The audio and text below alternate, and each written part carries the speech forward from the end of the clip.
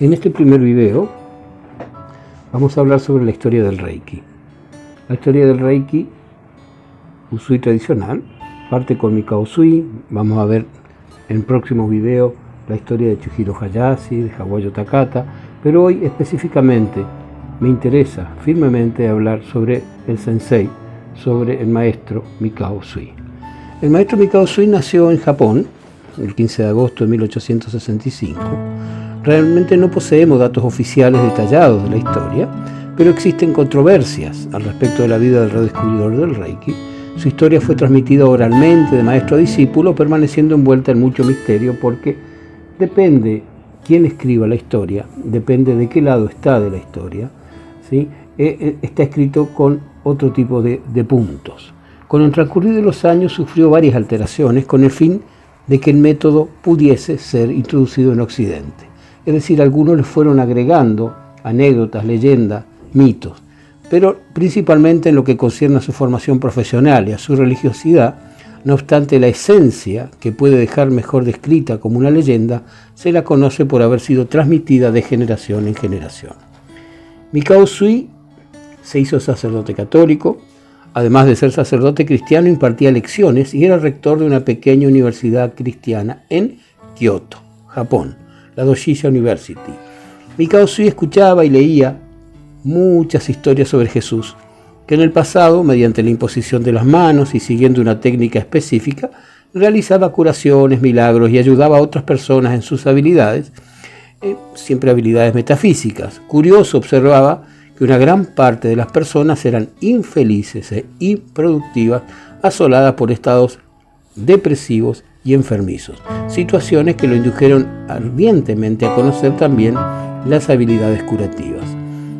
Cierto día, durante una discusión con un grupo de seminaristas, Mikao Usui, que concluían su formación ya, le preguntaron a Mikao Usui si creía literalmente en la Biblia. Al responder afirmativamente, es decir, dijo que sí, sus estudiantes le hicieron recordar las curaciones realizadas por Cristo. Los estudiantes mencionaron las palabras de Cristo que dijo: harás como yo he hecho y también las cosas grandes. Se preguntaban por qué no existían en el mundo de hoy otros sanadores que actuasen de la misma manera que Cristo, pues él había pedido a sus apóstoles que curasen a los enfermos y resucitasen a los muertos. Si eso es verdad, enséñenos los métodos, inquirieron los alumnos. Queremos saber cómo podrían llevarse a cabo hoy también aquellas curaciones. Le dijeron que no era suficiente que ellos creyeran, querían ver con sus propios ojos cómo Jesús realizaba la curación. Mikao Usui no podía dar respuesta a las dudas planteadas por los estudiantes porque no la tenía. Sin embargo, no podía quedar sin respuesta ni para sí ni para los estudiantes. Usui no tenía cómo enseñar la fórmula de armonización del cuerpo tal como Jesús la transmitió a sus discípulos. Simplemente tenía fe en las escrituras. Mikao Usui permaneció callado, pues de acuerdo con la tradición japonesa había sido ultrajado en su honra como profesor y rector en virtud de no haber podido responder las preguntas de sus discípulos. En ese mismo día pidió dimitir, es decir, renunció de sus funciones y se decidió a buscar las respuestas de este gran misterio. Como la mayoría de los profesores habían sido misioneros norteamericanos y los Estados Unidos era un país predominantemente cristiano, decidió iniciar sus estudios en la Universidad de Chicago, en el seminario teológico auspiciado por el intercambio cultural de la dinastía Meiji. En 1898, Mikao viajó a los Estados Unidos, donde estudió teología, cristianismo, la Biblia, y tras 7 años de estudio, arduo estudio, se doctoró en teología. Luego estudió lenguas antiguas para poder leer las antiguas escrituras, inclusive el chino y el sánscrito. Y el sánscrito es la lengua más antigua de la India. Y tras ese largo periodo de estudios, no encontró las respuestas. Al no haber encontrado las respuestas, decidió que debería continuar sus investigaciones en algún otro lugar. En aquel momento se encontró con el hecho de que Gautama el Buda, que nació en el año 620 y murió en el 543 a.C., también era conocido por sus curaciones de ciegos, enfermedades tales como la tuberculosis y la lepra, entre otras, y resolvió por ello regresar a Japón, a fin de investigar más sobre las curaciones realizadas por el Buda, con la esperanza de hallar la clave para la curación. El principal centro budista se hallaba en Nara. No obstante, en Kioto, donde él era, había cerca de 880 templos y monasterios, incluso un templo zen que poseía la mayor biblioteca budista del mundo, o del Japón por lo menos, donde podría investigar las escrituras de las sutras referentes a las curaciones de Buda. Durante 7 años Mikao Usui peregrinó en busca de las antiguas escrituras en las bibliotecas y de monasterio en monasterio. Entre tanto, cada vez que tenía cerca algún monje budista, se dirigía a ellos y le preguntaba si tenían conocimiento de alguna fórmula de relación en relación con las curaciones realizadas por el Buda. Siempre recibía la respuesta de que en aquel momento estaban muy ocupados con la curación del espíritu para poder preocuparse por la curación del cuerpo. Después de numerosas tentativas llegó a un monasterio zen y por primera vez fue alentado por un anciano monje que estuvo de acuerdo en que podría ser posible curar el cuerpo, porque ya lo habían hecho el Buda y además que si había sido posible una vez, debería existir la posibilidad de descubrir nuevamente la fórmula de curación. Pero le advirtió que durante muchos siglos toda la concentración se había puesto en la curación del espíritu. Mikao Usui decidió que iba a estudiar los sutras en el Tíbet y en vista de que dominaba bien el sánscrito viajó a la India y en una de sus investigaciones de un antiguo manuscrito de un discípulo anónimo del Buda, escrito en ese idioma, encontró los 4 símbolos sagrados de la fórmula utilizada por el Buda para curar. Los sutras, escritos hace más de 2500 años, ponían en movimiento una energía sumamente poderosa capaz de conducir a un poder ilimitado de curación. Sin embargo, una simple fórmula sin las explicaciones de cómo usarla y sin poseer la debida capacidad de activarla no le otorgaba la habilidad de curar. Entonces, en 1908, ya en el Japón, Mikao Usui decidió iniciar un periodo de ayuno y meditación de 21 días, como lo habían hecho los antiguos maestros, con el fin de purificarse para recibir una visión que lo esclareciese. Dejó entonces el monasterio y se retiró al monte Kurama, llevando los sutras encontrados por él en el Tíbet y escasamente un recipiente de piel de cabra con agua y 21 piedras, aunque las 21 piedras seguramente las recogió en el mismo cerro, que le servirían de calendario, arrojando cada día una de ellas. Recuerden que no había ni Google ni Facebook en ese momento para saber en qué día estaba. Mientras pasaban los días, Mikao Usui, en ayuno absoluto, sentado cerca de un pino, escuchando el sonido de un riachuelo, permaneció meditando, orando, entonando cánticos, leyendo los sutras y pidiendo al Creador que le diese el discernimiento necesario para utilizar los símbolos. El ayuno y la meditación ampliaron las fronteras de su conciencia y en la madrugada del 21º día, o sea, en el día 21, Usui tuvo una visión en la que vislumbró una intensa luz blanca que le golpeó de frente, proyectándolo fuera del cuerpo y sintiendo la conciencia profunda en comunicación con su yo mental. Al abrir totalmente su conciencia, pudo ver muchas luces en forma de burbujas coloridas que contenían en su interior símbolos sagrados y a través de la comunicación que estaba recibiendo, le fue dada la comprensión de los significados de los símbolos y la utilización de los mismos. En aquel momento Mikao Usui recibía su iniciación, el conocimiento de cómo utilizar los símbolos y de cómo activar el poder en otras personas, rescatando así el método más milenario de terapia. Mikao Usui dicen que tuvo muchos milagros después de aquello. Algunos no son milagros desde mi visión, porque todos los terapeutas y maestros podemos realizarlo, pero pasemos a detallarlo en breve. Cuando concluyó el trance que trajo la visión, Mikao Usui se sintió bien, sin hambre, lleno de energía, fuerte y en total plenitud, hasta el punto de lograr caminar de regreso al monasterio. Se sentía totalmente diferente a los últimos momentos que precedieron al final de los 21 días de meditación. No sentía o no seguía sintiendo los esfuerzos del retiro del ayuno. Se levantó con entusiasmo y comenzó a descender la montaña, el monte Kurama, y eso se considera el primer milagro de aquella mañana. Durante el descenso de la montaña, con la prisa de regresar con sus revelaciones recientes, contar en el monasterio donde vivía, Usui sufrió un accidente al tropezar con una piedra, haciéndose bastante daño, hasta el punto que el pie le comenzó a sangrar, se dicen que el dedo gordo, y a dolerle mucho. Instintivamente Mikao Usui impuso las manos y en poco tiempo se le pasó el dolor y se detuvo la hemorragia. Ese fue el segundo milagro. Cualquiera de nosotros hoy pone la mano en una herida y sucede lo mismo usando el Reiki, ¿cierto?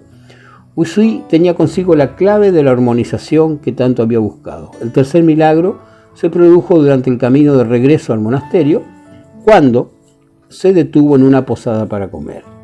El hombre ya anciano que lo atendió, viendo la longitud de su barba, ¿cierto? Vio que tenía la barba larga y el estado de sus ropas, comprendió que había permanecido en ayuno durante un largo periodo. Y lo animó a comer un tipo especial de pan, ante el peligro de romper un ayuno con comida demasiado abundante.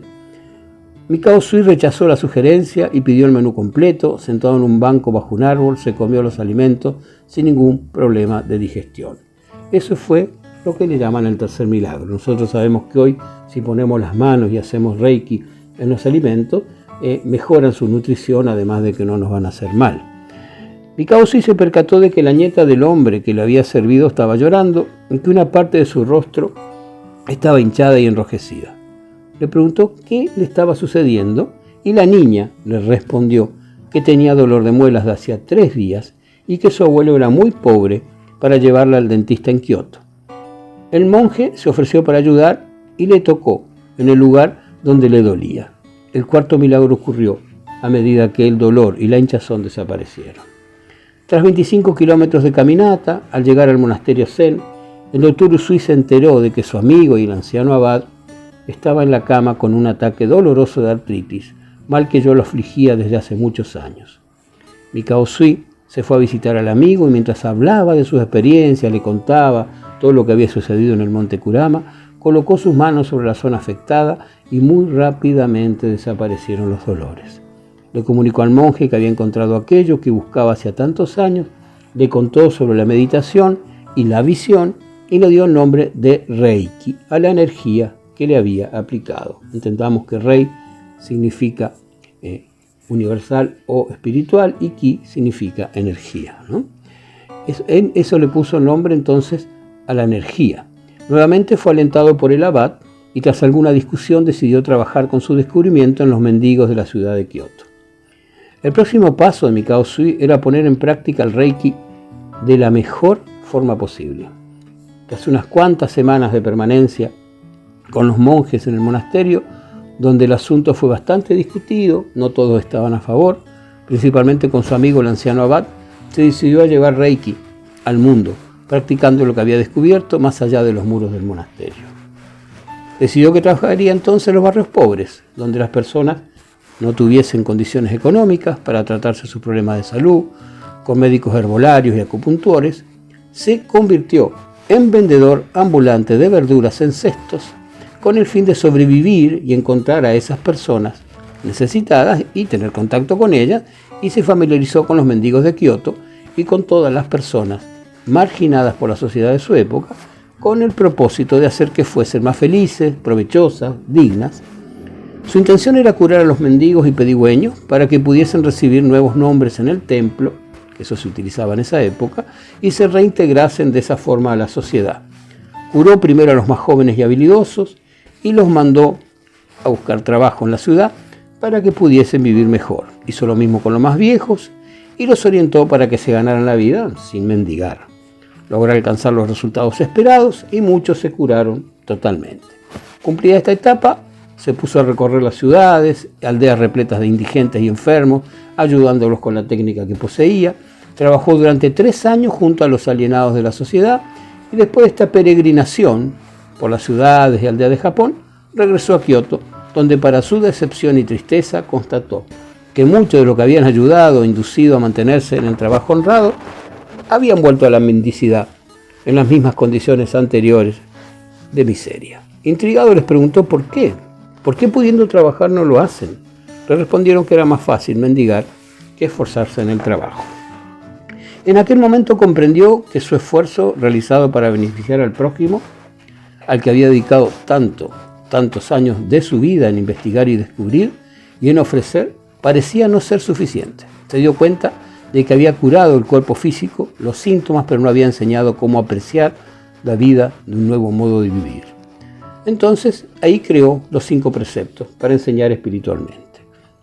Los 5 preceptos fue la base de la enseñanza de Mikao Usui, la usamos siempre, ¿cierto? Y los 5 preceptos dicen, por hoy, todo por hoy no debo enojarme, por hoy no debo preocuparme, debo ser humilde, debo ser honesto en mi trabajo, debo ser compasivo con los demás y conmigo. Cada uno de esos puntos, depende de la traducción, tienen un mismo sentido, pero se utilizan otras frases. Pasa que es del japonés, ¿bien? Mikao Usui practicaba el método de Reiki inspirado solamente por ideales amorosos.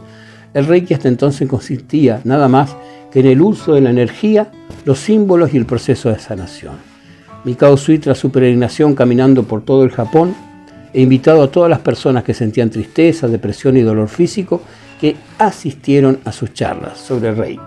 Fue practicado por ideales amorosos siempre. Antes de fallecer, el 9 de marzo de 1826, Mikao Usui otorgó el maestrazgo del conocimiento de Reiki a 16 personas mediante el mismo método tradicional milenario, el método de boca a boca, y entre los contemplados se destacó el doctor Chujiro Hayashi como para ser su sucesor, entregándole la responsabilidad de transmitir y mantener intacta la tradición Reiki. Chujiro Hayashi fue un excelente terapeuta y maestro.